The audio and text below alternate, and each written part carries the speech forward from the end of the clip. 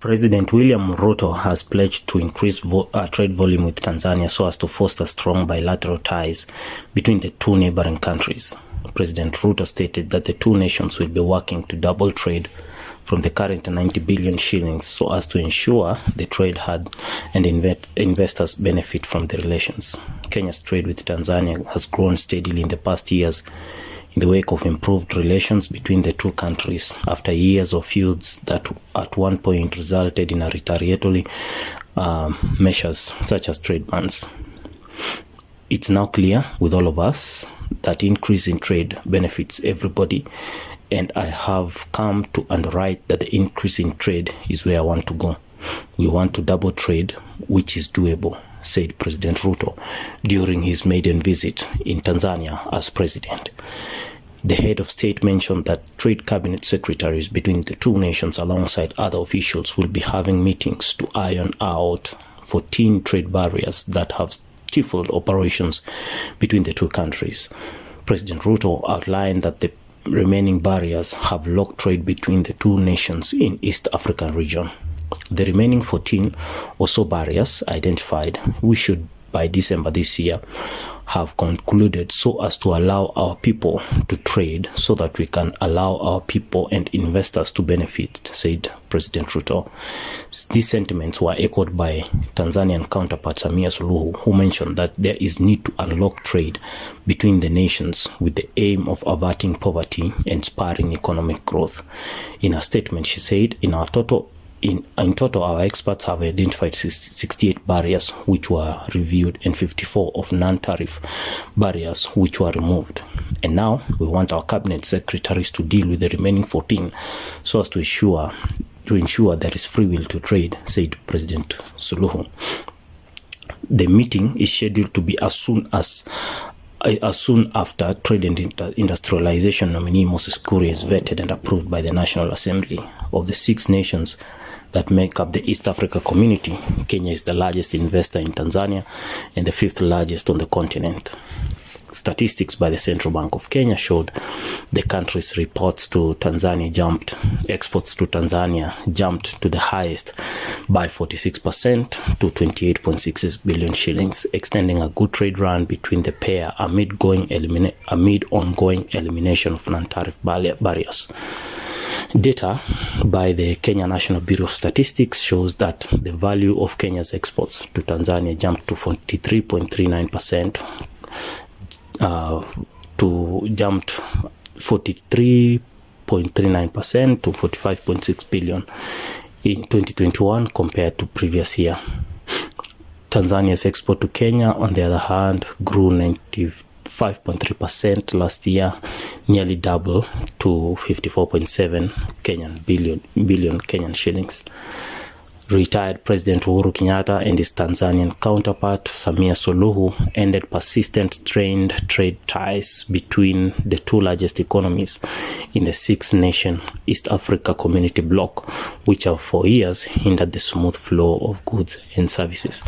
We know the Deputy President as a very, very good orator. In fact, most of the times he speaks without referring to a manuscript or referring to his notes. So the president delivered his speech in English, and he, however, faced difficulty in translating his remarks, which was sometimes forced to get back to English. So, as he was making his speech, the official intercepted to translate, but he told him off, saying he will confuse him. He said, I don't think it is necessary to translate. Kuna mtu aelewi hapa Kiingereza. Wewe wachana nayo, mimi nitarudia kwa Kiswahili baadaye. Wewe utanichanganya zaidi wewe, Ruto said as the attendees in the room burst into laughter. This translates to, is there anyone who doesn't understand English? I will repeat in Swahili later because you will confuse me. The president delivered his speech in English and at some point shifted to Swahili to explain what he had stated. He, however, faced difficulty translating his remarks and was sometimes forced to get back to English. He said, poleni Kiswahili yangu kidogo ni lukumba, lakini ndio hivyo sasa, tutazoea nikija mara mbili tatu, he said, which translates to, I'm sorry my Swahili is not fluent, but I shall get it right after 1 or 2 visits. Ruto arrived in Tanzania on Sunday for a 2-day state visit. The president thanked Tanzanians for their support to Kenya during the election period. The president is expected back in the country today. And from us here, we wish the president the very best as he continues to roll. Thank you so much for taking your time. Please listen to the president's speech, listen to what he had to say. Kindly subscribe to our videos, share this video, leave us our thumbs up, leave us your comment so that we may know how to improve our content. Please remember to subscribe. Thank you so much. Madhubuti uliojengwa nasi. Waheshimiwa na ndugu waandishi wa habari, kwa ufupi hayo ndio tumezungumza kwenye mazungumzo yetu ya wawili, lakini pia kwenye mazungumzo ya pamoja na wataalamu wetu, na kuna machache ambayo nimeacha Mheshimiwa Rais Ruto atayaeleza vizuri. Karibu sana.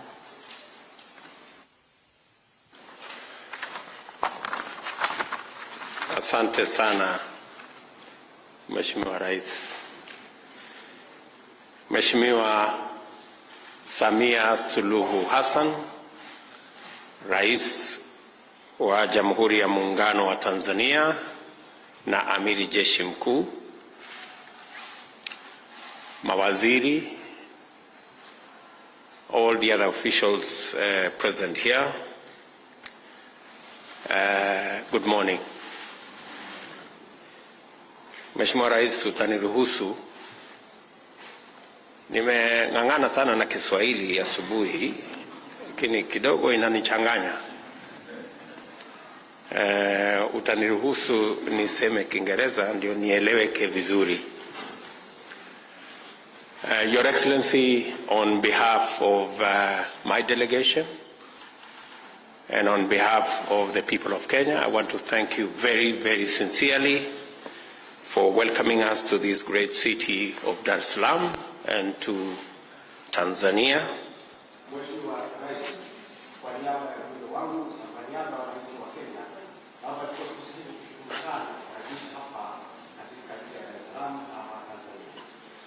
I don't think it's necessary to translate.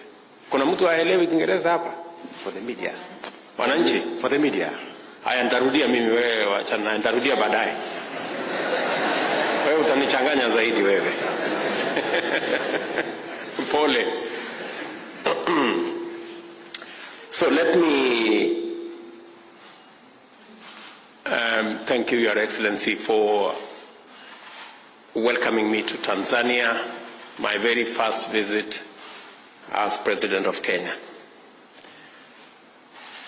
We want to thank our brothers and sisters in Tanzania for working with us through prayer and through your support and goodwill as we went through our elections in Kenya. We know that you followed our elections, you prayed for us, and we are very proud as the people of Kenya that for the first time we had a credible, transparent, democratic election that was also the most peaceful in the history of Kenya. It would not have been possible were it not for the goodwill of the people of Kenya and the support and prayers of all our friends, including the great people of this country. So tunawashukuru sana kwa kutuombea, kwa kutujali na kwa goodwill yenu kama wananchi wa hapa Tanzania wakati wa uchaguzi wetu kule Kenya. Asanteni sana kwa kutufikiria na kutuombea ili tuwe na uchaguzi wa demokrasia na vile vile uchaguzi wa amani. Your Excellency, my mission here, apart from the fraternal relations between our two countries, is to confirm to you, Your Excellency, and to the people of Tanzania that the good foundation that was laid when you came into office and worked with my predecessor, President Uhuru Kenyatta. I have come to confirm that that foundation, I intend to build on it with you to take our countries to the next level. Because of the goodwill, Madam President, because of the goodwill you built between our two countries, as I said earlier, trade between our two countries has grown phenomenally. In 1 year, exports from Kenya to Tanzania grew from 31 billion shillings to 45 billion shillings. Trade of goods from Tanzania to Kenya grew from 27 billion shillings to 50 billion shillings. When you and President Kenyatta were working on these barriers that were barriers to trade, many people thought it would benefit Kenya. But today, it has benefited Tanzania more than Kenya. And we are very happy as the people of Kenya that the old feeling that Kenya was benefiting more than Tanzania from trade has now changed. And I think it's now clear to all of us that increase in trade benefits everybody. And I have come here to underwrite that that increase in trade is where we want to go. We want to increase our trade between our two countries from now 45, 50 billion Kenya shillings, a total of 90 billion Kenya shillings. We want to double that trade, and it is doable. We want to ask our officials, the ministers who are here and other technocrats, the remaining 14 or so barriers and identified, we should, by December this year, we should have concluded that process so that we can allow our people to trade in a better environment so that we can reap the benefits of trade across our borders between our business people, our entrepreneurs, and our investors. Your Excellency, I want to confirm that as soon as ministers in Kenya are cleared by our legislature, their first assignment will be to work with their Tanzanian counterparts so that we can eliminate the remaining barriers, and the JCC can be held in December so that as we go for Christmas, before the end of this year, our business people can trade better and we can leverage on our comparative and competitive advantages between the two countries to do that which is good for the people of Tanzania and the people of Kenya. I am very confident, Your Excellency, President Samia Suluhu, that under your leadership, these two countries will grow by leaps and bounds.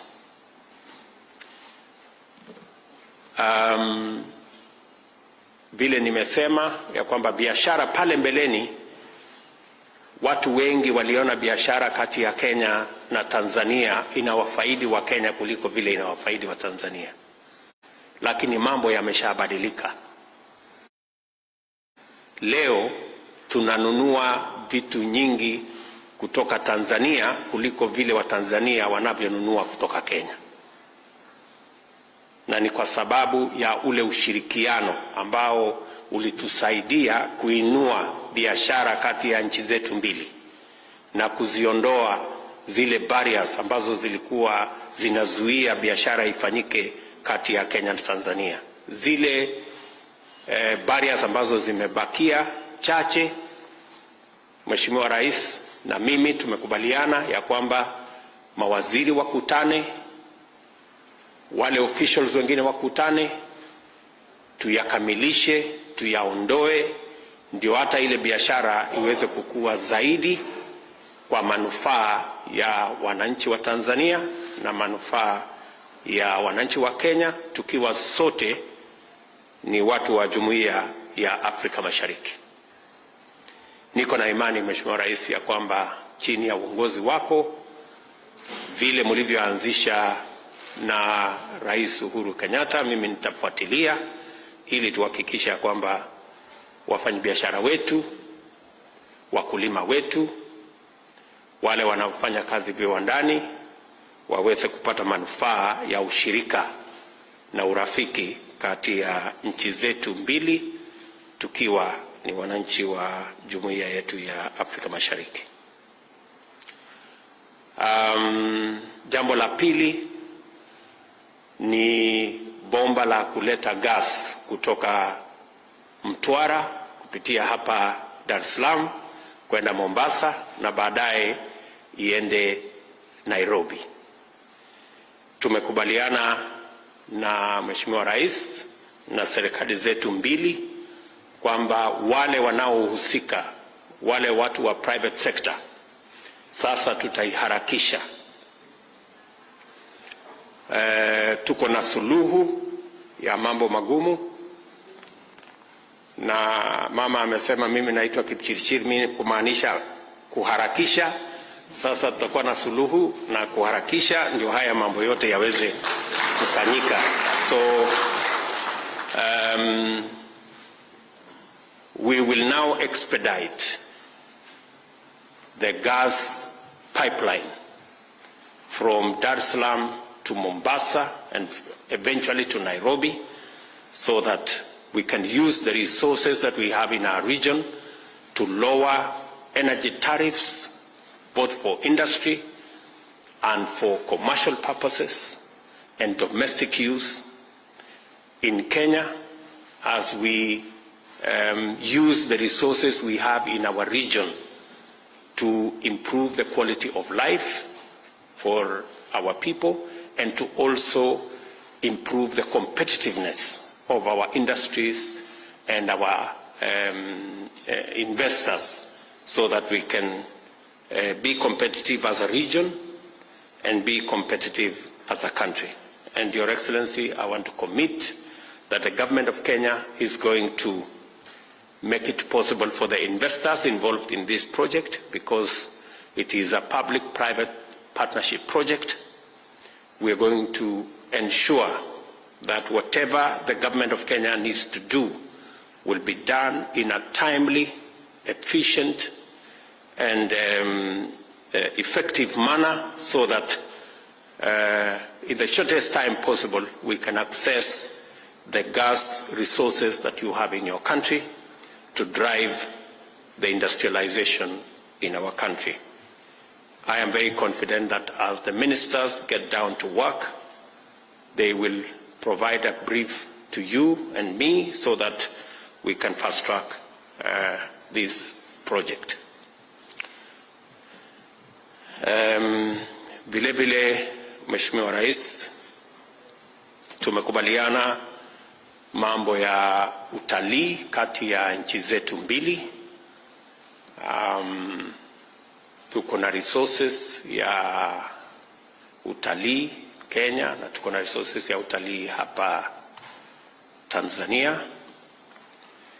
Wanyama wale tunao kule Kenya ni wa kutoka huku Tanzania, na wale wenu huku Tanzania ni wa kutoka kule kwetu Kenya, na wanatembea bila matatizo yoyote. Hawahitaji passport, hawahitaji visa, na vile vile ndivyo tunataka tushirikiane. Kama wanyama wanaweza kufanya mambo yao bila matatizo, na sisi tuweze kufanya mambo yetu bila matatizo. Yale vigezo I am learning from Madam Kiingereza, yale vigezo ama vizuizi ambazo zinafanya hiyo biashara iziendelee kwa njia ya taratibu na rahisi.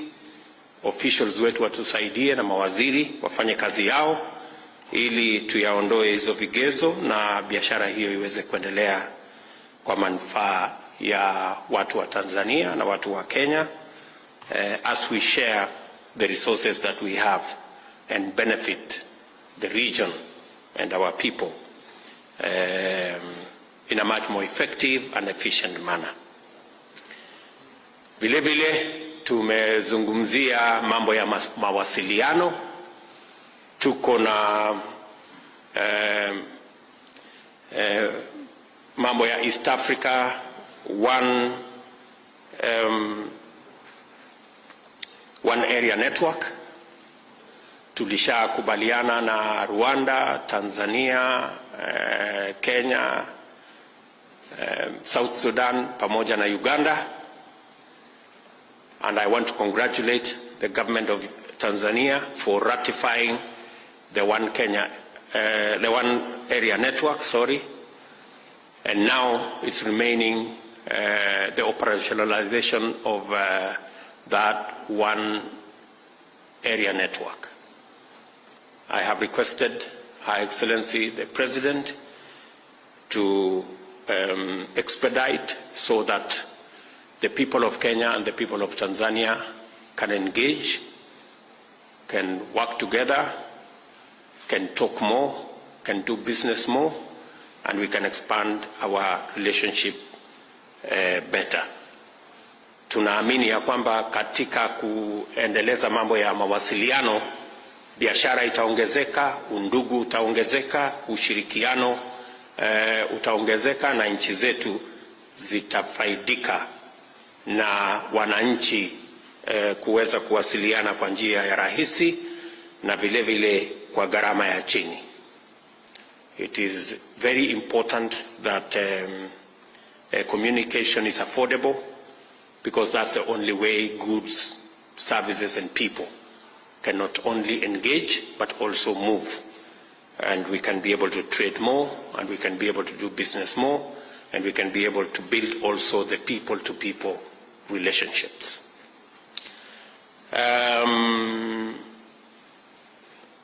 Tumeshakubaliana pia mambo ya kupigana na ugaidi, human trafficking, truck trafficking, and the rest of the transboundary crimes that are making our region uncompetitive and giving us a bad name. So we have agreed that we will enhance the cooperation that exists between our security agencies so that we can share information, share strategy, and be able to deal with these challenges to secure our region, to secure our two countries, and to ensure that we reduce on the negative effects of unsecure boundaries, that we are going to share more information ili tuweze kuzuia magaidi na wale wanafanya biashara ya binadamu, ili tuhakikisha kwamba nchi zetu na hasa wale